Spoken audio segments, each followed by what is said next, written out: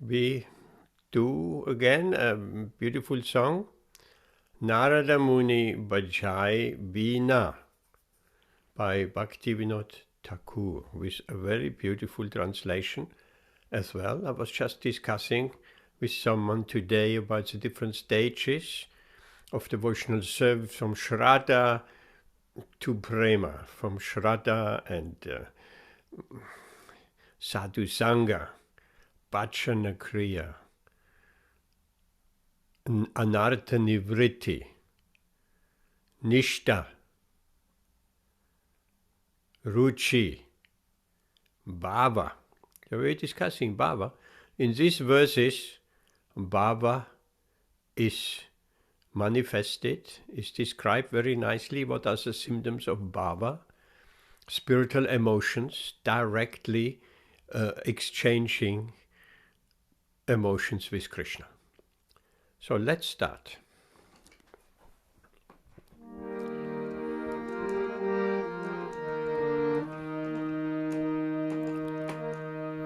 Namo Vishnu Padaya Krishna Prestaya Bhutale Srimade Bhakti Vedanta Swamin Iti Namine Namaste Sarasvati Deve Gauravani Pracharine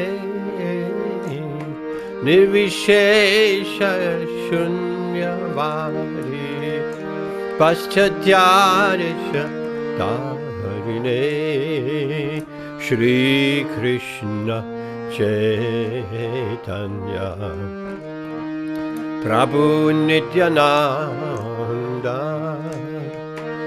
Shri Advaita Gattatha Shivasari Gaura Bhaktarinda Shri Krishna Chaitanya Prabhu Nityananda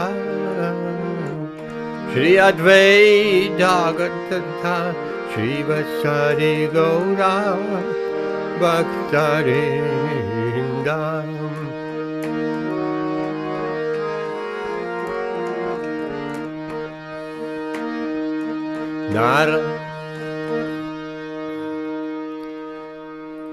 Narada Muni Bachai Bina Radhika Ramananame Narada Muni Bachai Bina Radhika Ramananame Nama Amani Udita Hoy Bhagavad Gita Same Nama Amani Udita Hoy Bhagavad Gita Same Narada Muni Bachai Bina Radhika Ramananame Narada Muni Bachai Bina Radhika Ramananame Amiyadara Varishigana Shravana Chukalegiya Amiyadara Varishigana Shravana Chukalegiya Pakatachana Sakane Nachi Pakatachana Sakane Nachi Boriya Abhanahiya Boriya Abhanahiya Narada Muni Bachai Bina Radhika Ramananame Narada Muni Bachai Bina Radhika Ramananame Madhuri Pura Ashapapashi Matai Chakatachane Madhuri Pura Abshavabhashi Matai Chakanachane Keyo vakante, keyo vanache, keyo vakante, keyo vanache, keyo mate mane mane, keyo mate mane mane. Narada Muni bachai vina, Radhika Ramana name. Narada Muni bachai vina, Radhika Ramana name. Panchavadana Narada Dori Premerasa Ganarolo. Panchavadana Narada Dori Premerasa Ganarolo. Kamalasana Nachia Bol, Kamalasana Nachia Bol, Bolo Bolo Hari Bolo, Bolo Bolo Hari Bolo. Narada Muni bachai vina, Radhika Ramana name. Narada Muni bachai vina, Radhika Ramana name. Sahasranan Paramashuk Hari Hari Boligaya. Sahasranan Paramashuk Hari Hari Boligaya. Nama Prabhave Matilo Vishwa, Nama Prabhave Matilo Vishwa, Namarasa Sabhe Bhai, Namarasa Sabhe Bhai. Narada Muni bachai vina, Radhika Ramana name. Narada Muni bachai vina, Radhika Ramana name. Shri Krishna nam rasan spuri puralo amma asha. Shri Krishna nam rasan spuri puralo amma asha. Shri Rupa kan Pad Chachayai, Shri Rupa Pad Chachayai, Bhakti Vinoda Das, Bhakti Vinoda Das. Narada Muni bachai vina, Radhika Ramana name. Narada Muni bachai vina, Radhika Ramana name. Shri Narada Muni ki jai, Radhika Ramana ki jai. Hare Krishna. Hare Krishna. Welcome Amit. Welcome Prakash. And welcome Varshana Kishori Mataji. Hare Krishna. So, very nice to see you. And we started with the song we had last time as well, but it's such an important song. And I just, earlier I mentioned, I talked with someone about the stage of Bhava. Bhava is, of course, a very advanced stage. Spiritual emotions in devotional service exchanged directly with Krishna. So it's a very advanced, it's not a cheap thing, Bhava, at all. If we take it cheaply, then we are, we don't want to be Sahajas. Sahajas, they take everything cheaply. They're not classed as Vaishnavas. It's a cheap imitation of those spiritual emotions, and they don't follow any rules. They're not properly purified and just cheaply imitating. That's not the real thing. So Bhava is a very exalted stage. After Anartha Nivritti and Nishta, and we have become steady, and we have got some taste, ruchi, then bhava, asakti and bhava. These are all very elevated stages of devotional service. So here is an example in the translation of bhava. Let's read. Let's start off. Vaishana Mataji, do read us the first shloka translation. What's happening here? Hare Krishna, everyone. When the great soul Narad Muni plays his stringed veena, the holy name of Radhika Raman descends and immediately appears amidst the kirtana of the Lord's devotees. Amit, number 2. Like the monsoon cloud, the holy name showers pure nectar into the ears. Due to great ecstasy, all the devotees enthusiastically dance to their heart's content. So we hear ecstasy, the Bhava stage says ecstasy, yes, and enthusiasm, which is called utsaha. So that enthusiasm, that is very important, and that is reflected here in the Bhava stage as well. Vaishana Mataji, next. All the inhabitants of the universe become maddened upon entering these intoxicating showers of divine sweetness. Some people cry, some dance, and others become fully intoxicated within their minds.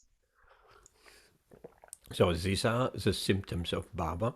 All these symptoms are described in the Nectar of Devotion in detail. So here we're getting a few symptoms: intoxicating, crying, dancing, and there are more symptoms like shivering, like hair standing on end. Okay, Amit, next. Five-faced Lord Shiva embraces Narada Muni and repeatedly shouts in ecstasy, while Lord Brahma dances very ecstatically and exclaims, "All you chant, Haribol, Haribol. All of you chant, Haribol, Haribol." Nice, thank you. Yes, that's another symptom, shouting in ecstasy. When Lord Chaitanya, he could also shout in ecstasy. Or Lord Nityananda is described as a roaring which could be heard far away. So, and Lord Brahma dances ecstatically. And of course, once such a kirtan, once such feelings of bhava are experienced, then nobody wants to stop it and say, no, keep on chanting, please, keep on chanting Haribol, Haribol. Vaishana Mataji. In supreme happiness, thousand-faced Anantashesha sings and calls out, Hari, Hari.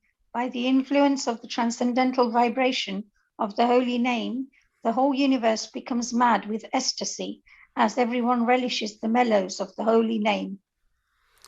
Yes, here also described mellows, which can be relished. We know in our conditioned life material mellows of love, of affection to our children, affection to our parents, affection to our husbands, affection to our wives, affection amongst friends. These are also emotions, but material emotions. So here we're speaking of fully spiritual emotions. Supreme happiness is here mentioned, and calling out Hari, Hari. And the whole universe becomes mad. When there is bhava and ecstasy, the whole universe becomes mad. Amit. The holy name of Shri Krishna has fulfilled all my desires by thus manifesting on everyone's tongue. Bhaktivinoda, the humble servant of the Lord, therefore prays at the feet of Sri Rupa Goswami that the chanting of Harinama may always continue in this way. Yes, of course, in this way, in this ecstatic way, we all wish, once we experience even a slight manifestation of bhava, we don't stop Hare Krishna. Okay. We'll be back to our main screen.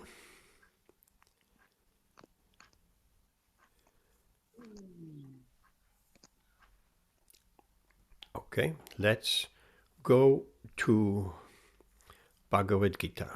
2 verses, a recap, and then some new verses. That is a recap. Previously, let's just, before we do start the Shastra, Om Namo Bhagavate Vasudevaya, Om Namo Bhagavate Vasudevaya, Om Namo Bhagavate Vasudevaya, Om Agnati Mirandasya, Kenanchana Shalakaya, Chakshurun Militam Yena, Tasmai Shri Gurave Namaha, Shri Chaitanya Manobishtam Stapitam Yena Bhutale, Swayam Rupa Kadamayam Dadati Svabadandikam, Vandeham Shri Guru Shri Uttapadakamalam Shri Gurun Vaishnavamscha Shri Rupam Zakrajatam Zahagana Raghunathan Vitam Tam Zajivam Satvaitam Savatutam Sahitam Krishna Chaitanya Devam Shri Radha Krishna Padan Zahagana Lalita Shibishakan Vitamscha. Hey Krishna Karuna Sindhu Dina Bandhu Chagadpate Gopisha Gopika Kanda Radha Kanda Namostute Tapta Kanchana Gaurangi Radhe Vrindavaneshwari Vrishapanu Sutta Devi Pranamami Hari Priye Vanchakalpata Rupyascha Kripa Sindhupya Evacha Patitanam Pavanebhyo Vaishnavebhyo Namo Namaha Shri Krishna Chaitanya Prabhu Nityananda Shri Advaita Gadadha Shri Vasati Gaura Bhaktarinda Ki Jai. Hare Krishna Krishna Krishna Hare Hare Hare Rama Rama Rama Hare Hare. Hare Krishna, that was an auspicious invocation. So, Bhagavad Gita, 2nd chapter. By the way, Amit Varshana Mataji was here and she dressed the deities so nicely. I'll have to take a photo. I didn't get the chance yet. And beautiful, and she dressed Srila Prabhupada as well. Very nice outfits, new outfits. And she offered some delicious prasad, which I had the great opportunity and the great mercy of Varshana Mataji and Shri Shri Nitai Sachi Sundar as well to taste some bit of that prasadam, Bhagavad Prasad. And just before we started, earlier on this evening, I just finished off the last bits of that wonderful prasad. Varshana Mataji, thank you very much. Thank you for the seva, Prabhu. I would have loved to share it with Amit, but that is a bit difficult at the moment. Amit, if you would have come here, I would have shared something, some prasad with you. Next time. Okay, so Bhagavad Gita, 2nd chapter. We heard all about, Krishna was talking after Arjuna surrendered. What was that verse again? Who remembers? We have a few choices. One choice is Man Manabhava Matbhakto. Another choice is Sarvadhamam Parityajya. Another choice is Karpanya Dosha Pahatasvabhava. Which one is it? Where Arjuna becomes Krishna's disciple. First, second, or third one? Vaishana. I thought you'd pick on me. I can't remember. I honestly cannot remember any verses. Amit, what about you? Give it a guess. Number 1, 2, or 3. Not 4. We have 3 choices. That is even easier. Number 2. No, it's number 3. Karpanya Doshopahata. Try to remember. Karpanya Doshopahata. Okay, so after Arjuna has surrendered to Krishna and becomes his disciple, then Krishna starts to talk about the soul. Like this verse, which we have on top. O descendant of Bharata, he who dwells in the body is eternal and can never be slain. Therefore you need not grieve for any creature. So the one who dwells in the body, well, that's us. That's the soul. The soul dwells in the body. So that's the last verse where Krishna speaks about the soul. Now subject matter changes. It's not anymore about the soul. It's something different. So here, let's maximize that. Okay, so we have a bigger screen. And even like that, okay? So that verse we did that, that's a recap. Nehapi kramanashosti. In this endeavor there is no loss or diminution, and a little advancement on this path can protect one from the most dangerous type of fear. We spoke about that, but I want to take you here to a little excerpt of from Hari Sauri Prabhu's diary about Srila Prabhupada. So, that top verse 40, Amit, can you read that? Even if one falls. So that is an explanation that relates directly to that verse. Even if one falls down, there is no loss. Krishna is very clever. One may try to leave him, but he is not going to leave you. Once you come, he says, no sir, you cannot go out. Just like Ajamala, Yeah. He was a devotee in the beginning, but the latter had association of a prostitute and fell down. But Krishna took him in the end. Krishna is so kind that he thought, all right, this rascal is going up my hands. Give him a child, Narayana. He will chant Narayana, Narayana, and this will go to his credit.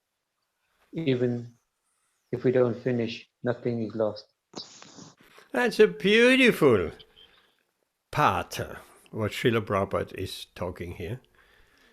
Because Hari Sari diary is all about Srila Prabhupada's quotes and what occasions, and he's speaking all about. Because he was his secretary, so he kept a diary. And then he shared it in not just one book, just several books. And that's available. Anyone has seen these books? Varshana, have you seen? Hari No. Sauri Prabhupada. Yeah. These are available. Soft-bound books, but quite thick. I think there's volume 1 and 2, at least probably volume 3 as well. Very nice. All about his time, his remembrance with Srila Prabhupada. So here, Krishna is very clever. In Vijayachamil, he gave him a son, Narayan. Krishna is, once we come to Krishna, he is not letting us go. We can pray to Krishna, please Krishna, don't let us go. Don't let us ever go. Because our mind may stray away and we may stray away. But then Krishna makes arrangements, like with Ajamil, that eventually we will come back to him. So, next one. Vaishana. Right. What actually saves the devotee? Bhakti rasa, the mellow, relished in the transcendental, loving service of the Lord, does not finish with the end of life. It continues perpetually and is therefore called Amrita, that which does not die but exists eternally. What are you making out? What are you making of this? What is Srila Prabhupada talking about? He's talking about Bhakti Ras, how important that is. how this is in the loving service of the Lord, and that it doesn't end with the finishing of life, but that it continues after that. There's so much. Amrita means sweetness. Yes, nectar. Sweetness, so it's yes. nectar which will never finish, and it exists eternally. There's no death there. Very nice. What does that mean for you? Well, it tells me that it's eternal, that bhakti is internal. That yes, the sweetness what is your mellow? What is your mellow? What do you relish most? Oh, prasadam. Right. That Love will prasadam. not finish at the end of life. You will cook in wherever you go after leaving this body. Again, you will cook. Again, you will worship Krishna and dress him, hopefully in Goloka.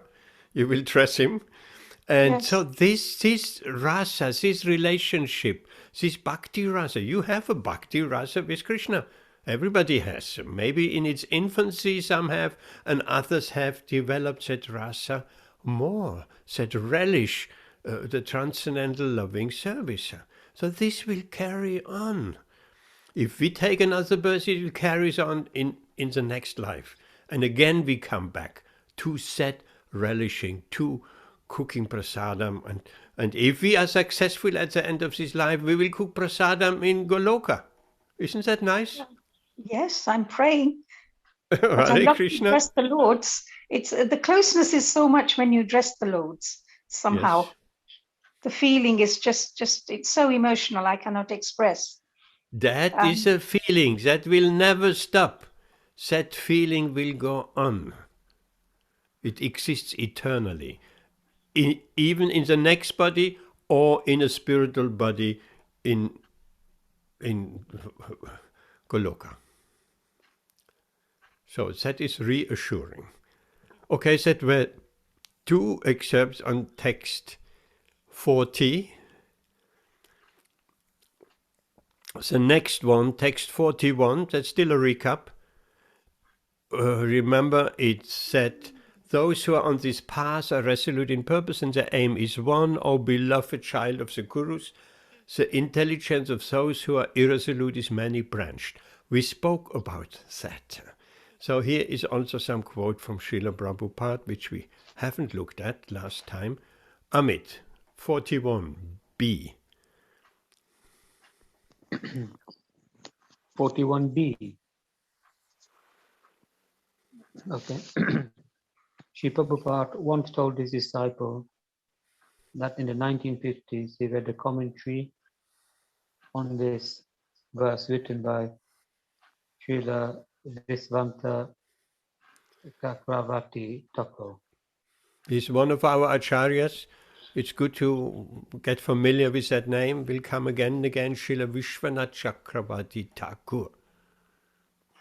Mm-hmm. He said he was struck by the commentary, which further fixed him in his resolve to follow his Guru's order to preach Krishna consciousness in English. The commentary thus follows. The best kind of intelligence I can have is intelligence used in the service of Krishna. That intelligence is defined as fixed when it is intent upon my spiritual master's instruction, such as chanting the name Krishna, remembering the activities and performing service to so to speak. These instructions are my sadhana and my life, both in the beginning stage of the bhakti as well as the bhakti's perfectional stage. I desire only to follow his instruction. I accept nothing else in my life, work, even in dreams. When I'm happy or distressed, whether the material world remains or is destroyed, I don't care. There is no loss for me. I simply must carry out the order of my spiritual master. Being fixed upon his order, it is determined intelligence and devotional service. And can only be fixed. And only by being fixed on his orders can such determined intelligence prosper. Okay, so here we have a very beautiful commentary of Srila Vishwanath Chakravarti Thakur on this 41st verse of the Gita. And Srila Prabhupada liked that. And we can see how this verse has actually influenced Srila Prabhupada, and how Srila Prabhupada has taken this verse, these words of Srila Vishwanath Chakravarti Thakur as his life and soul. Because that is what Srila Prabhupada, exactly that's what he did. He fixed his mind and he fixed his entire life on the order and the word of his spiritual master, Srila Bhaktisiddhanta Saraswati Thakur. And yes, whether the material world remains or is destroyed, we don't care. There is no loss for us. We must simply carry out the orders of our spiritual master. Being fixed upon his order is determined intelligence. So Srila Prabhupada had this determined intelligence, and we should also develop this determined intelligence. Okay, this is beautiful. Let's Vaishnava Mataji at 41b, that reads that as well. Could you make it a bit bigger, please, Prabhu? Not much possible, because it will go over the margins. That's the biggest I can do. Otherwise, Okay, we'll have to scroll right and left. Yeah, okay. Srila Prabhupada was discussing love. Love is the basis of activity. If we love someone, naturally we want to do something for them. In material life, we also perform our work on the basis of love of family, friends, and others. But we are always disappointed in that love. In love for Krishna, though, we are never let down. Either way, the symptom of love is activity. Srila Prabhupada gave two examples to show this principle.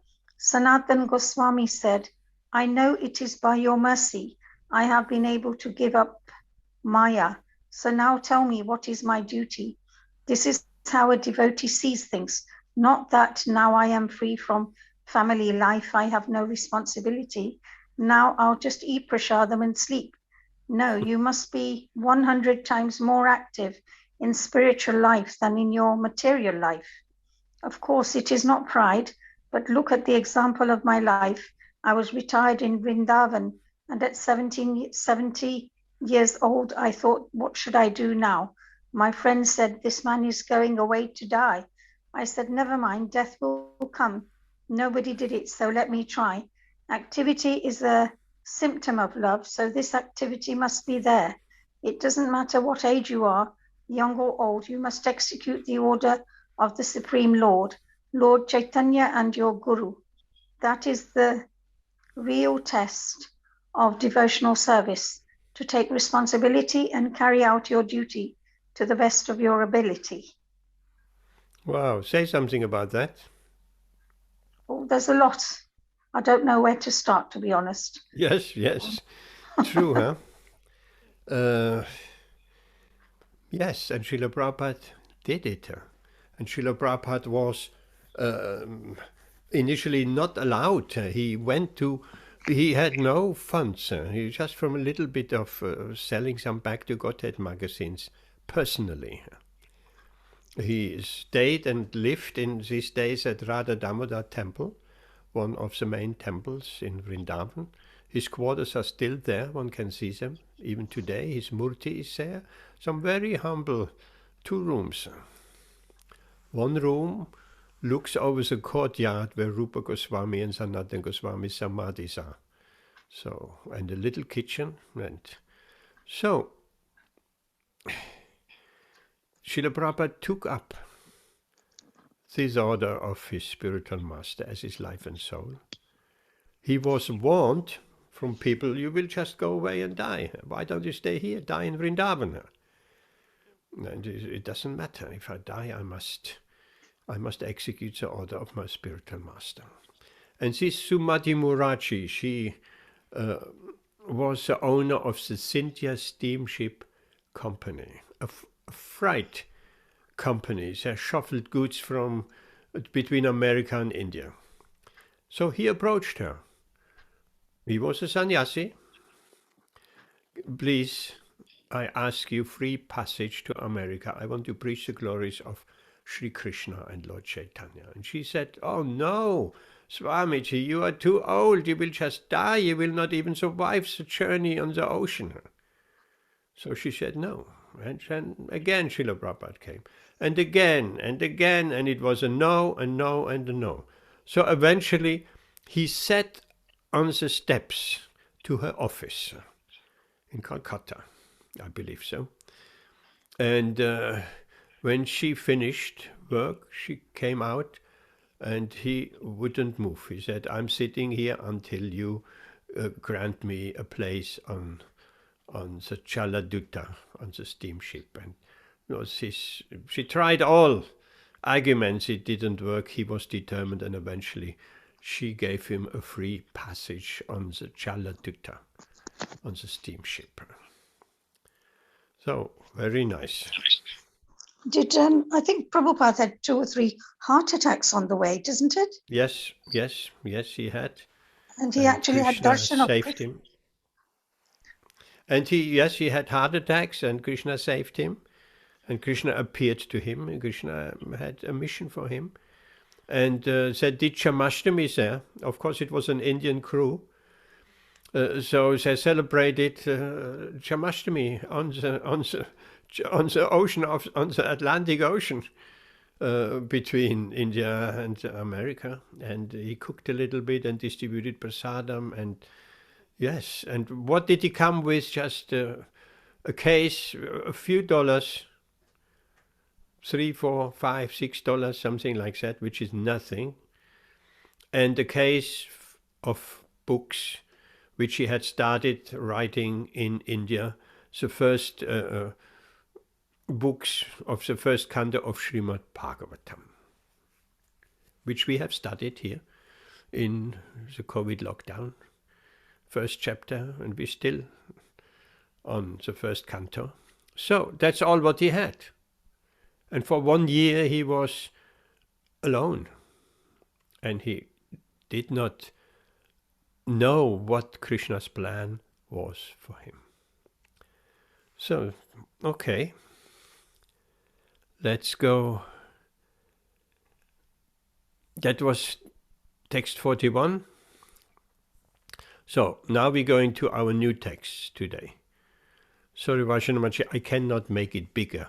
On a mobile screen, it's still quite small, I believe so, right? Amit, Okay. are you on a mobile or on a computer? No, I'm on a mobile. And Amit? I'm on a mobile, but it's fine for me. You can read it. I've Just turned my about, right? screen. I've turned my screen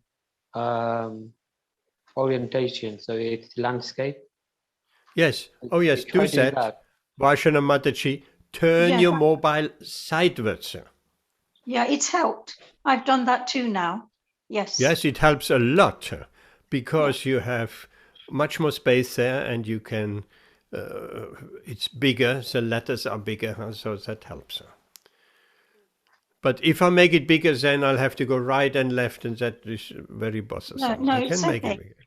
This is fine. Okay, so Vaishana, text 44, that's a new text. What is Krishna saying? You want to read the Sanskrit?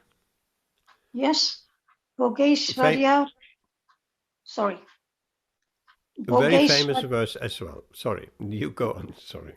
Bhogeshvarya prasaktanam taya parhatta teshanam chetasham vyavasayatmika buddhihi samadho na vidyate.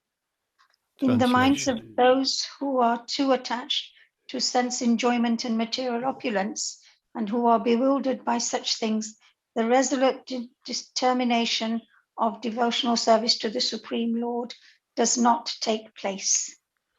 Interesting.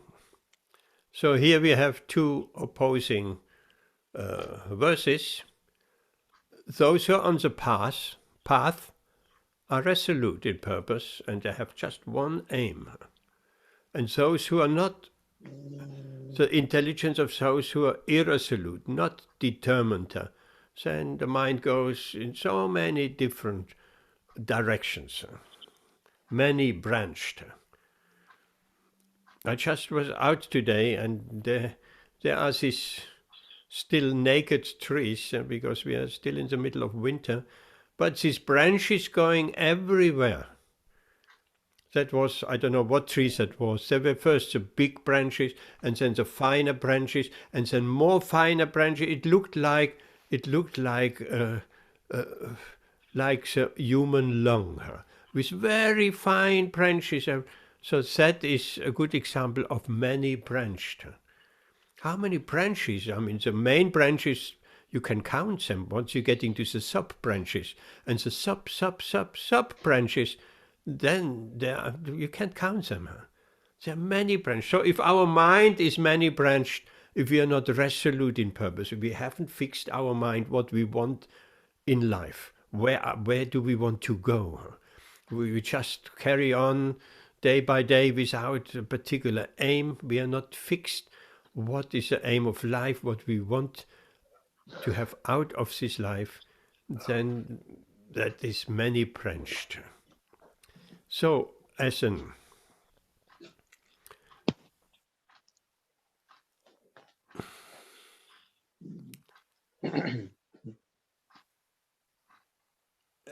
an opposite verse, it shows those whose mind are too attached to sense enjoyment. That means, yes, many branched, they're not resolute, and they're attached. We all attach to sense enjoyment to various degrees. And the process of Krishna consciousness by association with devotees, by hearing Srimad Bhagavatam and Bhagavad Gita and discussing it, we learning to loosen our attachment. Ami, the question for you: how can we loosen our attachment to sense enjoyment? I mean, this attachment to sense enjoyment is very strong, whatever it may be. How can we make it less strong? What would you say? By chanting, that's a good one. That's a good one. Basically, by engaging, by getting attached to Krishna activities, which chanting is, of course, Krishna conscious activity, is devotional service. And if we get attached to regularly chanting, every day, 5 rounds like you do, then our attachment to material sense enjoyment will automatically get less. And generally, people who are attached to the enjoyment of the senses, the touch, the sight, the taste, the tongue is very strong. Very strong. It is explained, is the strongest of the senses. So, generally, people are bewildered. It is bewildering here. Because one moment we are attached, we're trying to satisfy the senses, and the next moment we are still not satisfied. You have that experience, Amit, that we're giving the senses what they want, but we're still not satisfied. It lasts a little bit. It's a kind of relief. I mean, we're talking here on a very practical basis. It's a kind of relief, but we're not satisfied. We have to do it again. You have that experience, Amit? I don't quite understand. If we engaging in some material enjoyment, we are never really fully satisfied, because we have to engage in that enjoyment again and again in different ways, and we'll try to get satisfaction, but it always turns sour or it turns stale, and we're looking for satisfaction.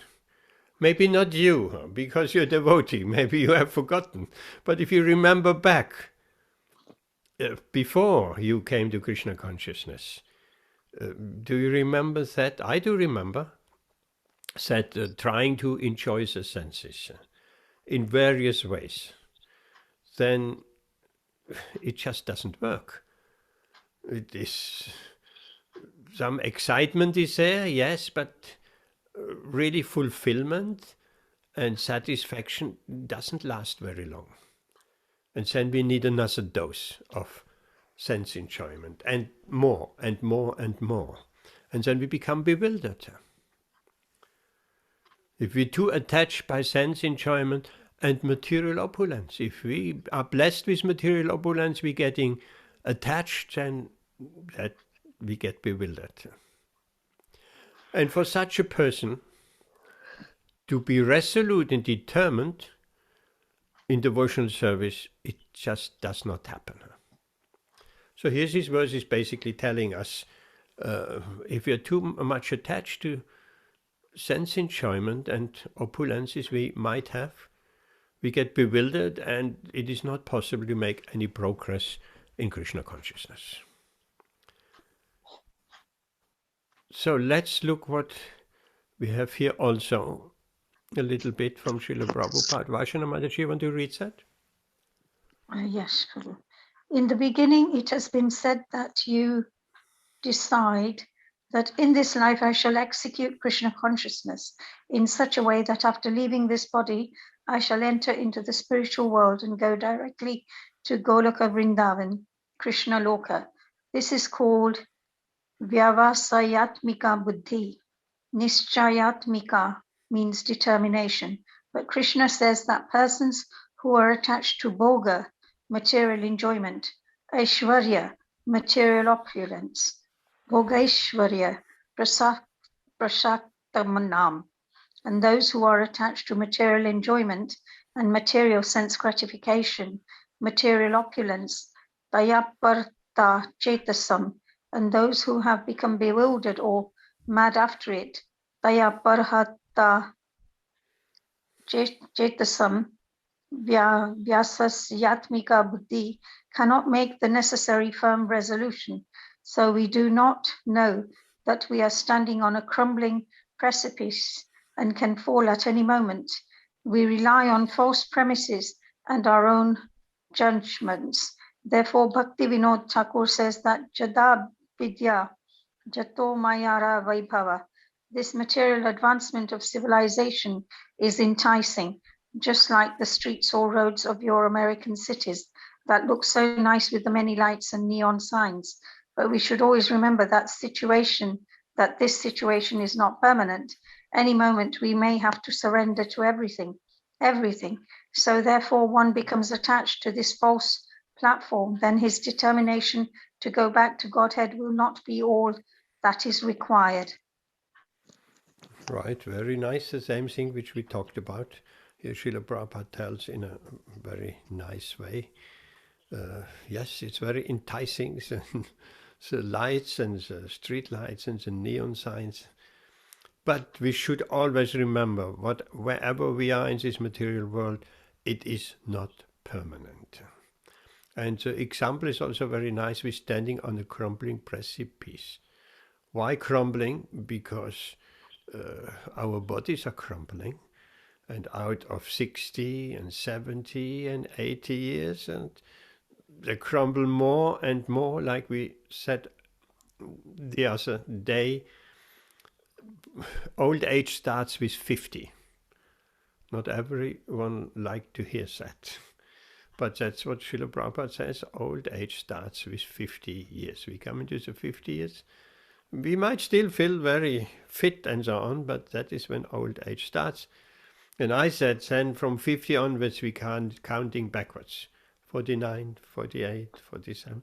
If we are anywhere Krishna conscious, that's not meant to be negative or fatalistic or whatever, but we should be aware that we're standing on a crumbling precipice. And our bodies are deteriorating. And we can fall at any moment. And we should always be conscious that this nice situation of our modern civilization, that can be finished at any moment. Of course, it'll be finished when this body is finished, but it can also be finished in so many other things. I mean, we're living in a dangerous time. At the moment, it's not too much we hear about, but it's in the news. Regularly there is a war effort in Ukraine and Russia. But how do we know what these politicians make out of this? And the world economy is in such a bad state. It's an ideal time to start a war.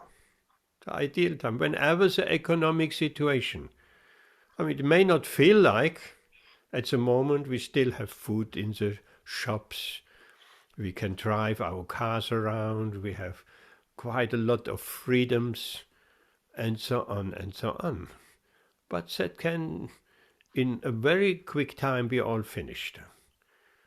And there have been voices, this conflict in Ukraine, which appears to be, Ukraine is far away. But already our Prime Minister is there and promising help and promising to get involved there. And there are already some voices who are saying, if there is a war starting, all of Europe will be involved.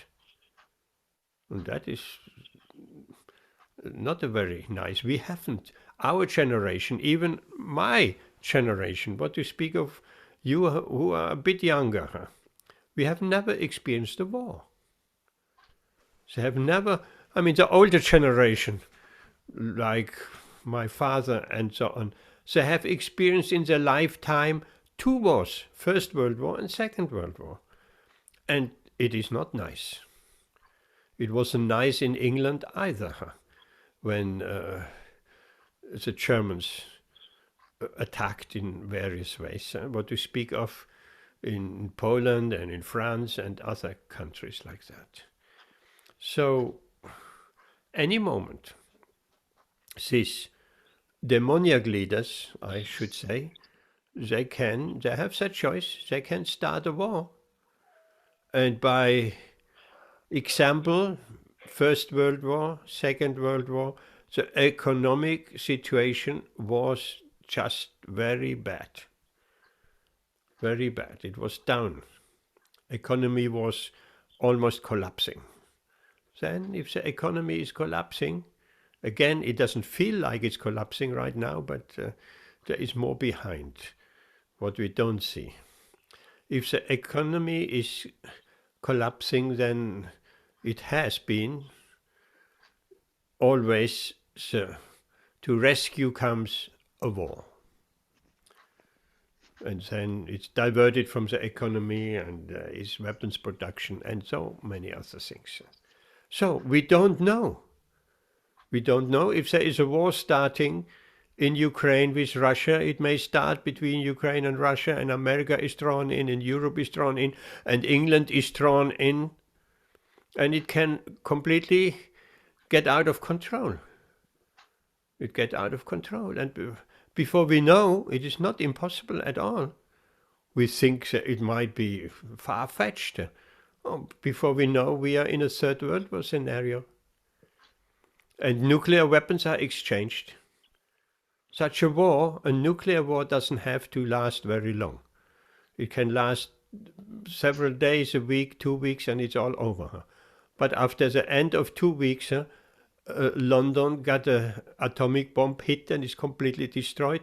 So will be Paris, so will be Moscow, so will be New York.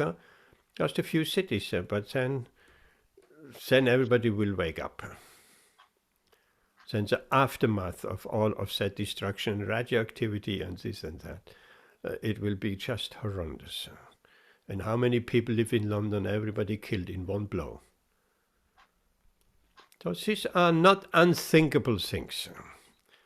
We hope this will not happen and they come to a peaceful solution. But the karma of this world is more than ripe. Of course, we got the COVID as a karmic reaction also, but so many animals are, do you know that? So many animals are killed on a daily basis, billions of animals. So that karma must find an outlet somewhere. It will not, if you unset the balance with the climate or with the animal killing, not all animals, cows and chickens and fish and everything. If you upset that balance, the karmic balance, it will get back to us. Okay. Any question to that?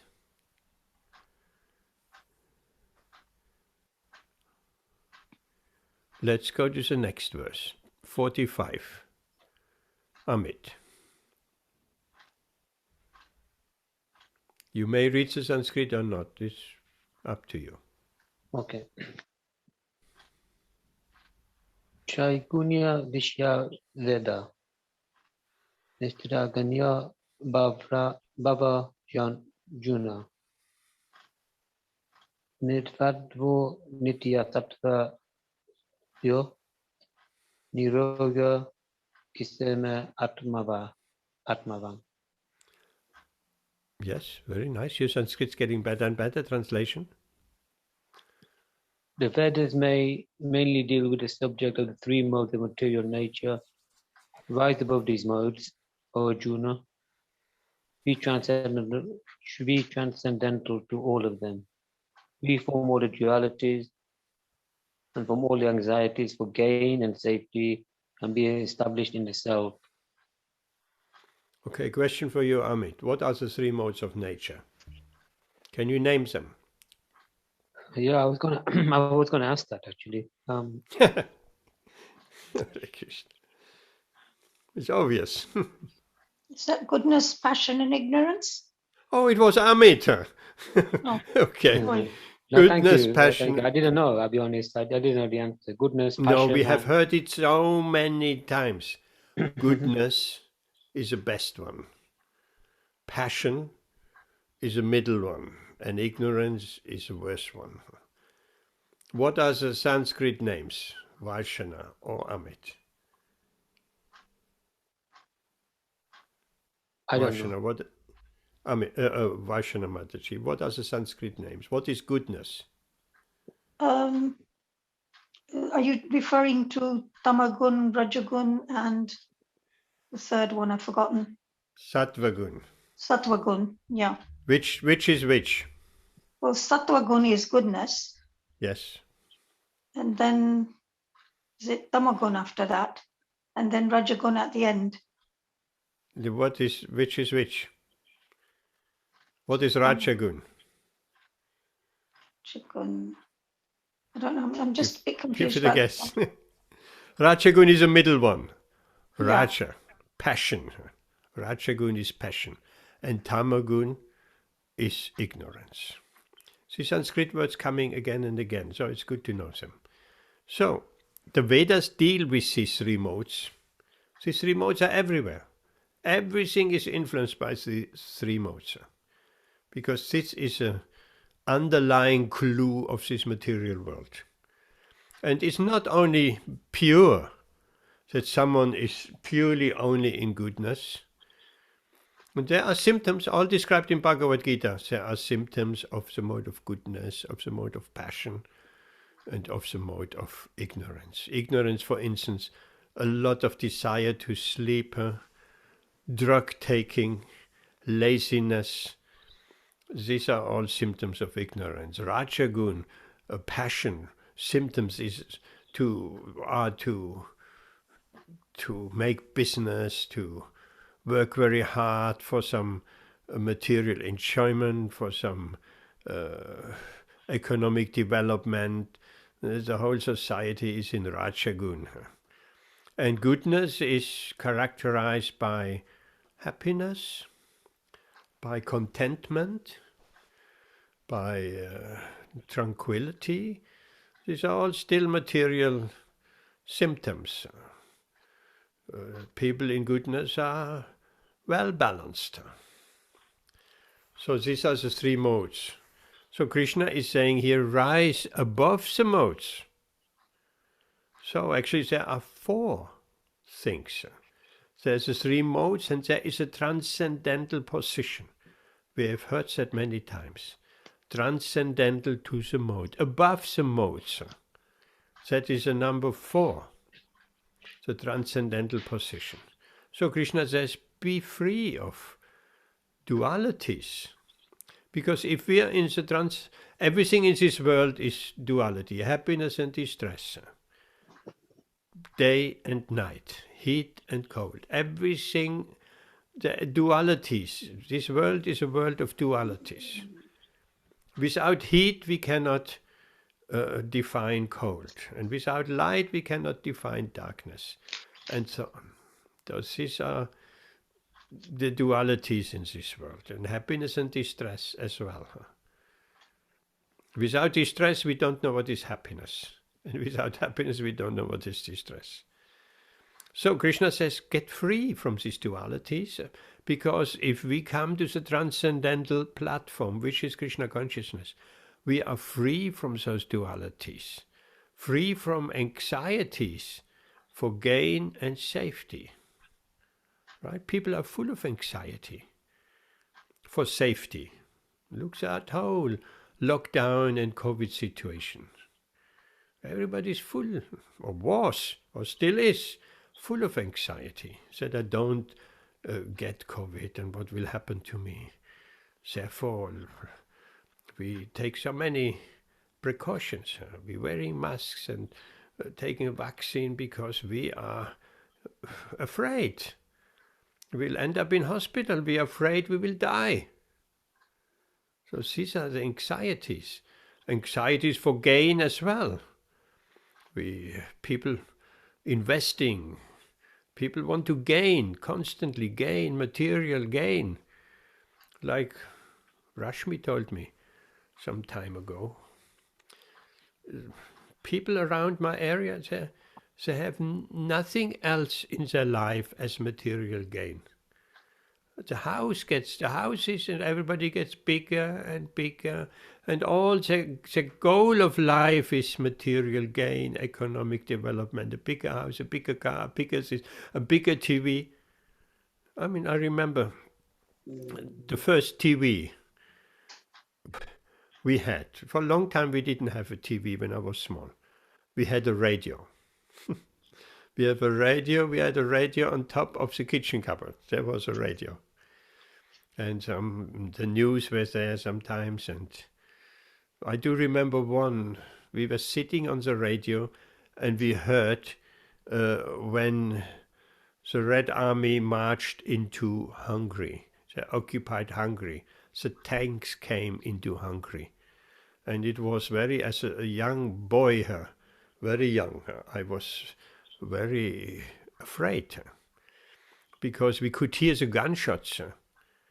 We could hear from the studios, they broadcast it until the last moment when the Red Army has entered and they came into the radio station and we could hear shouting and we could hear gunshots going off, and then the station was off air.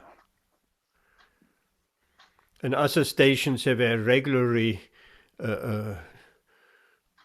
disturbed by putting some sound over it so one couldn't hear the news, a kind of a sound like boop, boop, boop, boop, boop, boop, boop, over the radio broadcast. So that was also a method of doing from the Russians and the Americans, both on each side. So it was a radio. Then I remember when we got our first TV. So again, economic development. We got our first TV. It was a black and white TV. It was a pride of the family. As children, we weren't allowed in the evening. We were allowed Sesame Street, a children's program, and then to bed. Nothing after that, while the parents watched some films or something. Black and white. And then eventually it was a color TV. Normal size. But nowadays, the TV gets bigger and bigger. I have seen in some houses the TV is as big as an entire wall. They made a cinema out of their living room. So where do you stop? The house is getting bigger, the TV gets bigger, the car gets bigger. That is just the goal of life is just economic development, getting richer, and every material asset getting bigger. So, for a devotee has a different goal of life. he, as we have read before what Srila Prabhupada said, he fixes in his mind, in this lifetime I shall go back home to Godhead. I shall not take another birth. Determined. That is the goal of life, and not material, economic development. So, let's see.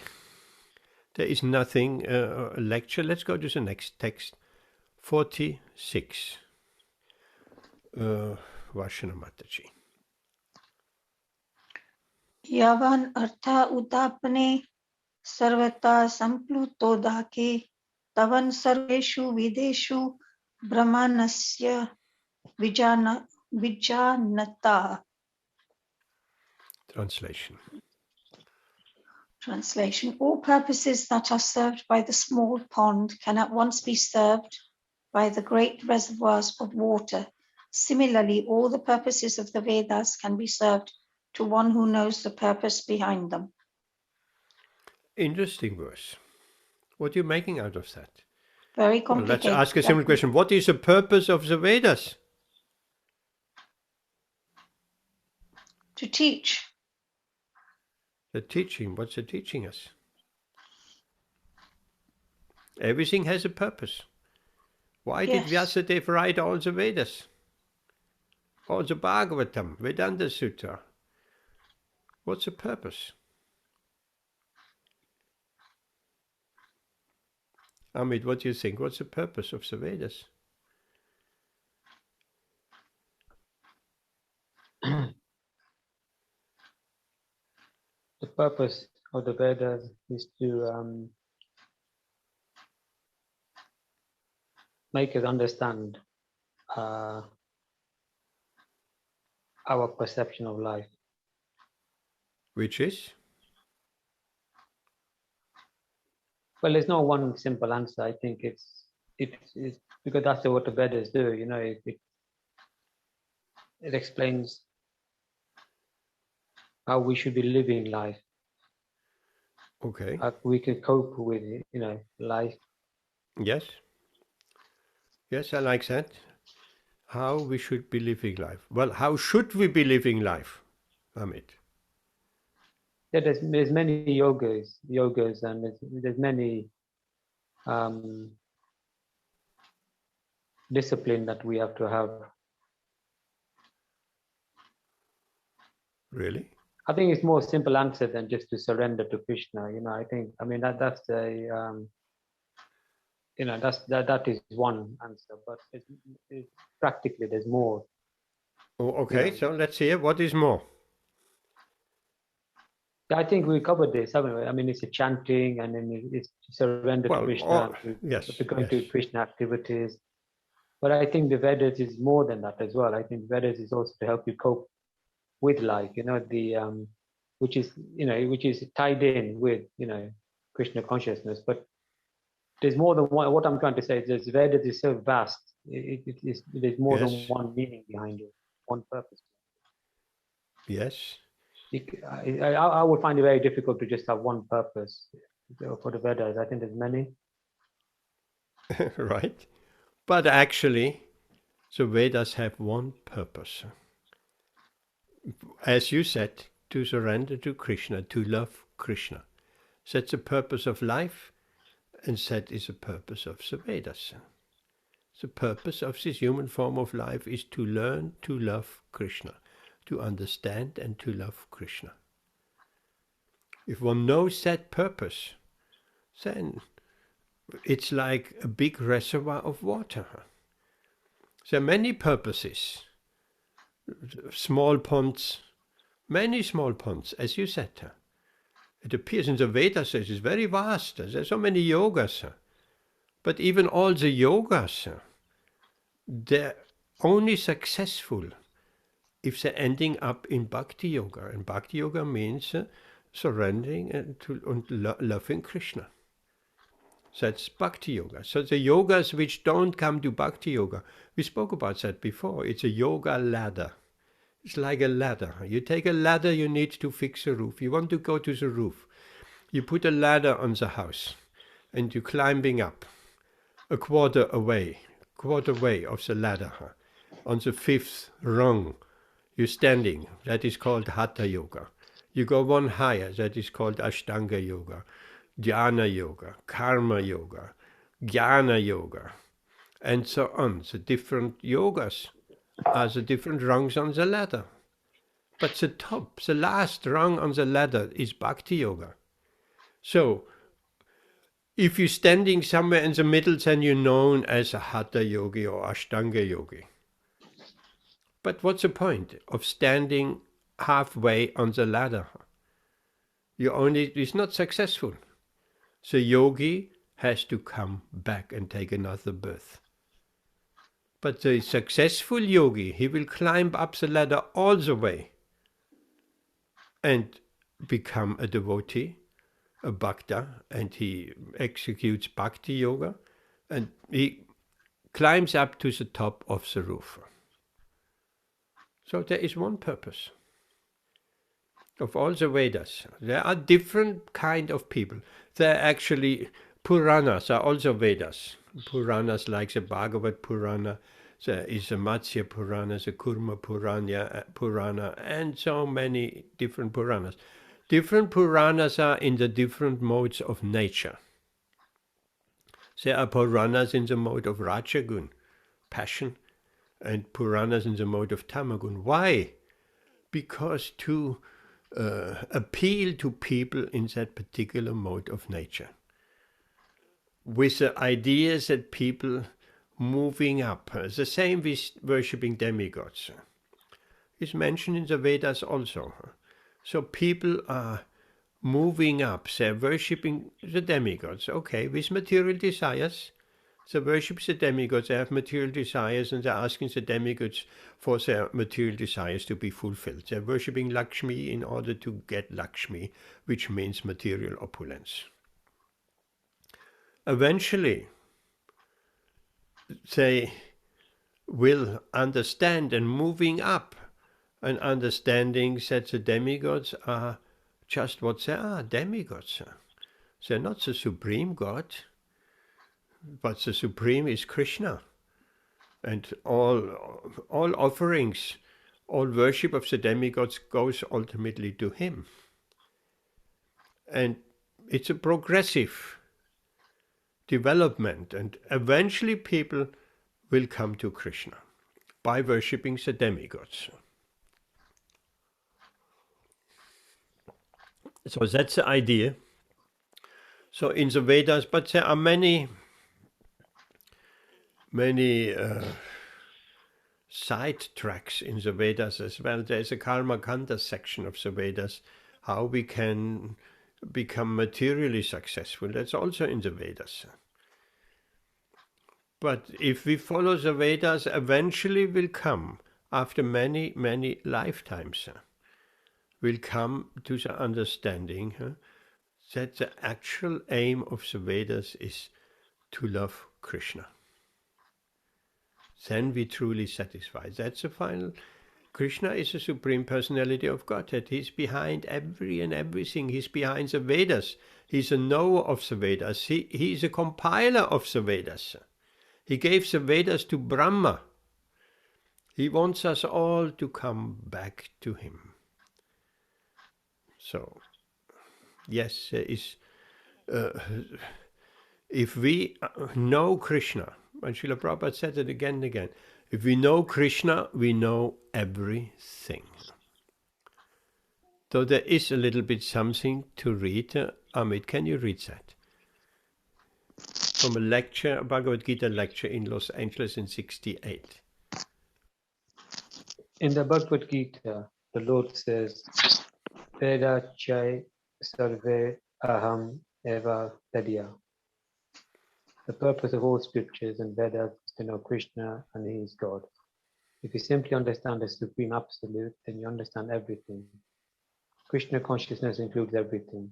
The karmis, activities, fruitive actions, dhyanis, philosophers, speculation, to the yogis, mystic power, and the bhaktas, devotees, worship of the Lord, everything is included. So when you take to Krishna consciousness, you have to accept everything and not to try to pick and choose. Yeah, it's another point. I mean, here Srila Prabhupada confirms just what we talked about. But that's another thing, pick and choose. There are some that pick and choose. Easy to pick and choose. If I find something in the Bhagavad Gita, I pick something, oh, I follow that, I like that. And something else I don't like, I'll put it aside. So that is a pick and choose. No, we have to accept everything. Not what appeals to us, we take on board, and what doesn't appeal to us, we reject.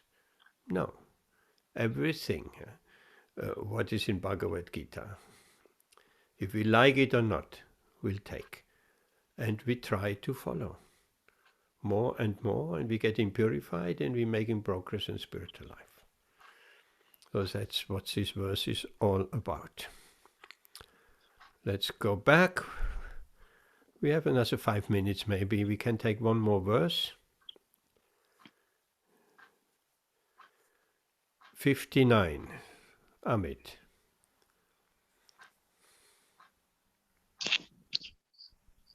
Visya vinvantante nirahashya denaya.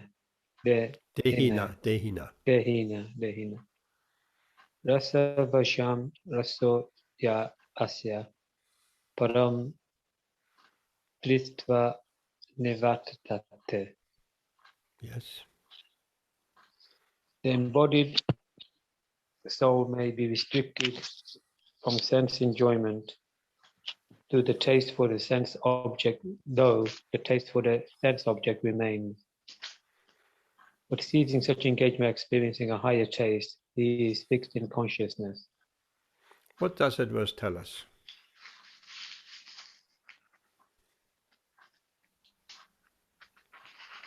It's saying that you may be attached to something and you may be able to stop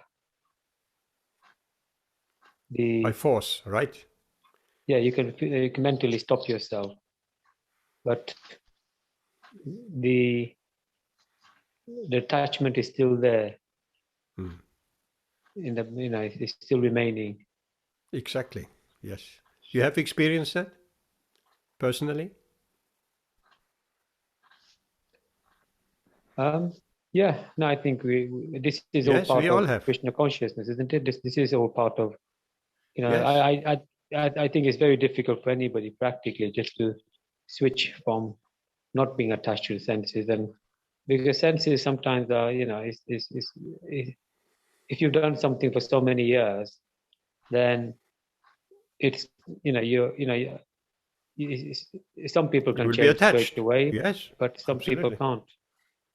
Yes, you're absolutely right. It's actually impossible to be restricted by force or because we should.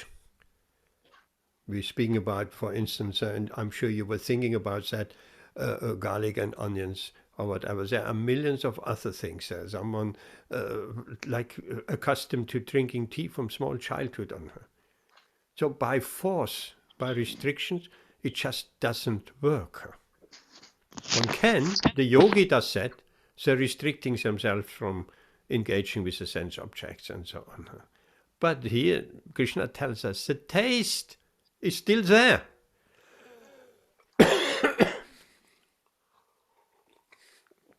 We cannot wipe out the taste. And a little story which I told before, you might have forgotten.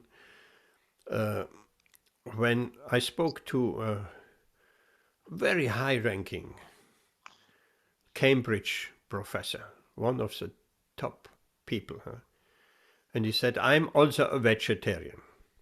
Oh, I wasn't expecting to have an ordinary Cambridge academic, a professor, one of the top professors, to be vegetarian. He said, he was very proud. I'm a vegetarian. But once a year, I'll have to eat some meat. Once a year, I cannot, I'm restricting myself throughout the year, but once a year, I let go. I eat some meat. So that is a perfect example of what we're reading here, what Krishna is saying. We can restrict, he restricted himself throughout the year, but the taste for eating meat has not gone away. So, but we want the taste to go away. So, what is the second part of the second sentence telling us, Amit? What do you understand? Starting with but.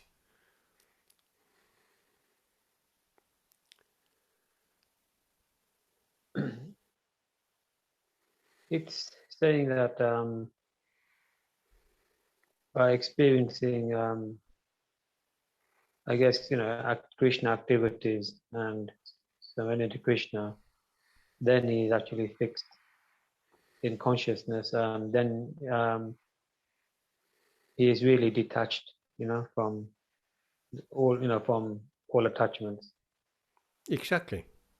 Exactly.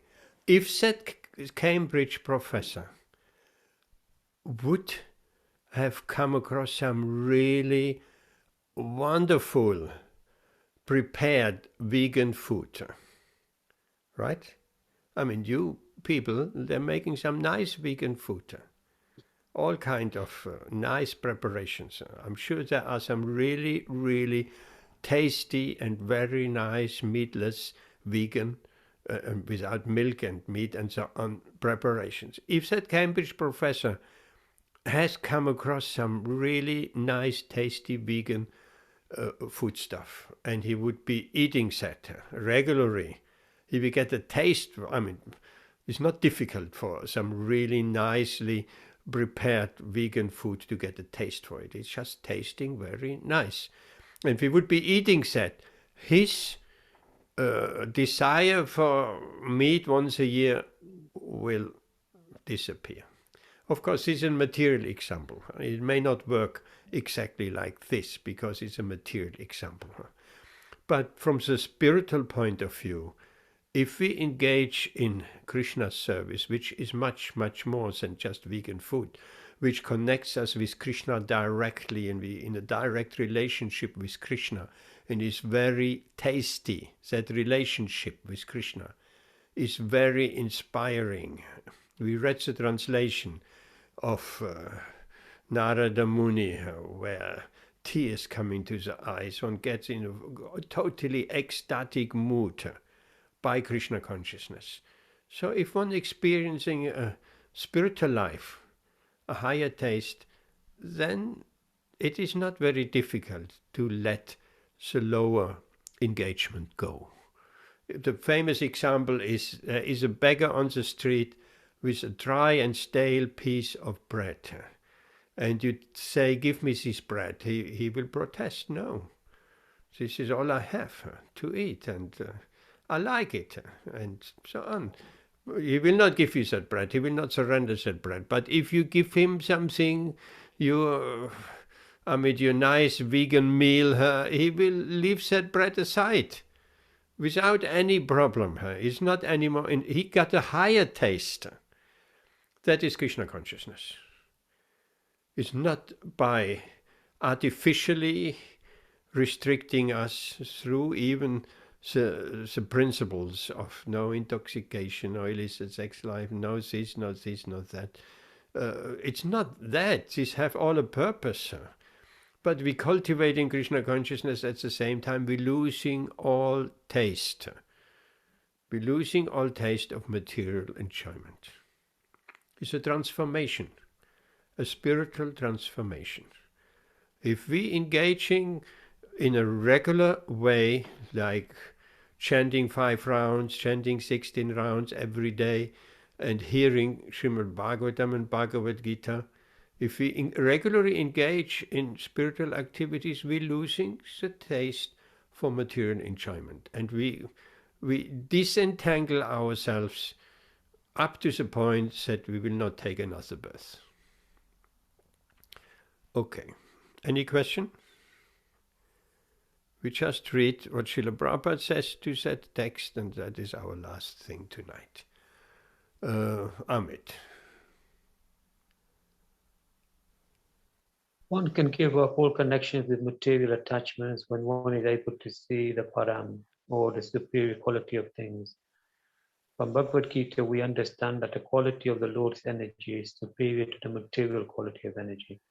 By the grace of the bona fide spiritual master like Sukadeva, it is quite possible to know everything of a superior energy. Unless one thoroughly understands the superior or internal energy of the Lord, it is not possible to leave the material energy. Okay, same thing here.